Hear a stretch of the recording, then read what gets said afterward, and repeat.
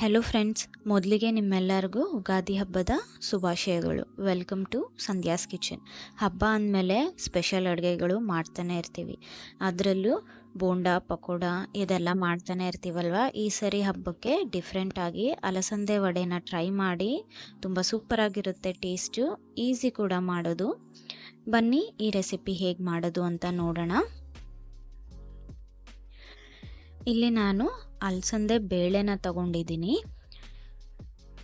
ನಾನು ಆ್ಯಕ್ಚುಲಿ ಊರಿಗೆ ಬಂದಿದ್ದೀನಿ ಅಲ್ವಾ, ಸೊ ಊರಲ್ಲಿ ಇದು ತುಂಬ ಫೇಮಸ್ಸು ನಮ್ಮೂರಲ್ಲಿ. ನಾನು ಅಲಸಂದೆ ಬೇಳೆನ ತಗೊಂಡಿದ್ದೀನಿ. ನಿಮಗೆ ಅಲಸಂದೆ ಬೇಳೆ ಸಿಕ್ಕಿಲ್ಲ ಅಂದರೆ ಮಾಮೂಲಿ ನಾವು ಸಾರು ಸಾಂಬಾರೆಲ್ಲ ಮಾಡ್ತೀವಲ್ಲ, ಅಲಸಂದೆ ಕಾಳು, ಅದರಲ್ಲಿ ಕೂಡ ನೀವು ಈ ವಡೆನ ಮಾಡ್ಬೋದು. ಸದ್ಯಕ್ಕೆ ನಾನಿಲ್ಲಿ ಅಲಸಂದೆ ಬೇಳೆ ಸಿಗುತ್ತೆ ಅಂತ ನಾನು ಅಲಸಂದೆ ಬೇಳೆಯಲ್ಲೇ ಮಾಡ್ತಾಯಿದ್ದೀನಿ. ಇದರಲ್ಲಿ ತುಂಬ ಟೇಸ್ಟ್ ಇರುತ್ತೆ ವಡೆ. ಇದನ್ನು ಒಂದು ಬೌಲಲ್ಲಿ ತೊಗೊಂಡು 2 ಕಪ್ಪಷ್ಟು ತೊಗೊಂಡಿದ್ದೀನಿ. ಇದನ್ನು ನೀರು ಹಾಕಿ ಈ ರೀತಿ ಚೆನ್ನಾಗಿ ರಬ್ ಮಾಡ್ಕೊತಾ ವಾಶ್ ಮಾಡ್ತಾಯಿದ್ದೀನಿ.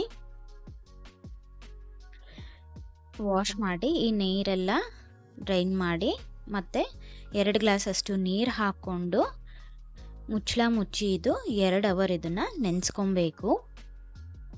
2 ಅವರ್ ಆದಮೇಲೆ ನೋಡಿ ಎಷ್ಟು ಚೆನ್ನಾಗಿ ನೆಂದಿದೆ ಇದು. 2 ರಿಂದ 3 ಅವರ್ ನೆನೆಸಿದ್ರೆ ಸಾಕು. ಇವಾಗ ಒಂದು ಮಿಕ್ಸರ್ ಜಾರಲ್ಲಿ ನಿಮಗೆ ಖಾರಕ್ಕೆ ಬೇಕಾದಷ್ಟು ಮೆಣಸಿನ್ಕಾಯಿ, ರುಚಿಗೆ ತಕ್ಕಷ್ಟು ಉಪ್ಪು ಹಾಕಿ ಒಂದು ಸತಿ ಗ್ರೈಂಡ್ ಮಾಡ್ಕೊಳ್ಳಿ. ನೋಡಿ ಈ ರೀತಿ. ಇವಾಗ ಇದನ್ನು ಒಂದು ದೊಡ್ಡ ಪಾತ್ರೆಯಲ್ಲಿ ತಗೊಬೇಕು. ಇವಾಗ ಅದೇ ಮಿಕ್ಸರ್ ಜಾರಲ್ಲಿ ನೆನೆಸಿಟ್ಕೊಂಡಿರುವಂಥ ಬೇಳೆನ ನೀರೆಲ್ಲ ಚೆನ್ನಾಗಿ ಡ್ರೈನ್ ಮಾಡಿಬಿಟ್ಟು ತೊಗೊಬೇಕು. ಒಂದು ಸ್ವಲ್ಪನೂ ನೀರು ಇರಬಾರ್ದು ಇದರಲ್ಲಿ. ನೋಡಿ ಈ ರೀತಿ ಕೋರ್ಸಾಗಿ ಗ್ರೈಂಡ್ ಮಾಡ್ಕೊಳ್ಳಿ.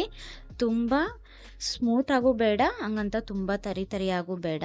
ಮೀಡಿಯಮ್ ಆಗಿ ಇದನ್ನು ಗ್ರೈಂಡ್ ಮಾಡಿಕೊಂಡು ಒಂದು ಬೌಲಲ್ಲಿ ತಗೊಳ್ಳಿ. ಇದಕ್ಕೆ 3 ಮೀಡಿಯಮ್ ಸೈಜಷ್ಟು ಈರುಳ್ಳಿನ ಚಿಕ್ಕದಾಗಿ ಕಟ್ ಮಾಡ್ಕೊಂಡಿರೋದನ್ನು ಹಾಕ್ಕೊಳ್ಳಿ.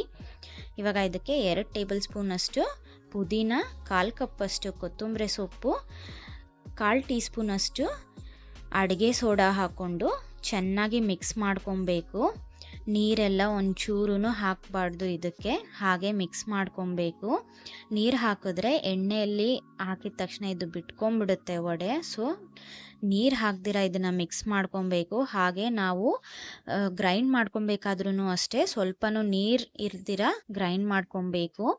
ನೋಡಿ ಇದಕ್ಕೆ ನಾನು ಯಾವುದೇ ರೀತಿಯ ಹಿಟ್ಟನ್ನು ಹಾಕ್ತಾ ಇಲ್ಲ, ಹಾಗೆ ಚೆನ್ನಾಗಿ ಬರುತ್ತೆ ಈ ವಡೆ. ನೋಡಿ ಈ ರೀತಿ ಡ್ರೈ ಆಗಿರಬೇಕು. ಈ ರೀತಿ ರೌಂಡ್ ಬಾಲ್ ಅಷ್ಟು ತೊಗೊಂಡು ಈ ರೀತಿ ಫ್ಲ್ಯಾಟ್ ಮಾಡಿಕೊಂಡು ಎಣ್ಣೆಯಲ್ಲಿ ಬಿಡಬೇಕು. ನೋಡಿ ಇದು ಪರ್ಫೆಕ್ಟ್ ಕನ್ಸಿಸ್ಟೆನ್ಸಿ ಇದೆ ವಡೆಗೆ. ಇವಾಗ ಡೀಪ್ ಫ್ರೈಗೆ ಬೇಕಾಗಿರುವಷ್ಟು ಎಣ್ಣೆನ ಬಿಸಿ ಮಾಡ್ಕೊಳ್ಳಿ.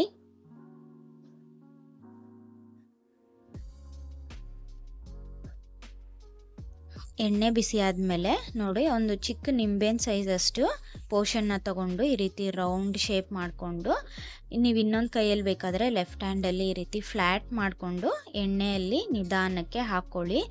ಬಾಣಲಿಯಲ್ಲಿ ಎಷ್ಟು ಬೇಕಾಗುತ್ತೋ ಅಷ್ಟು ಹಾಕ್ಕೊಂಡು ನಿಧಾನಕ್ಕೆ ಒಂದು ಸ್ವಲ್ಪ ಹೊತ್ತು ಇದನ್ನು ಹಾಗೆ ಫ್ರೈ ಮಾಡಬೇಕು.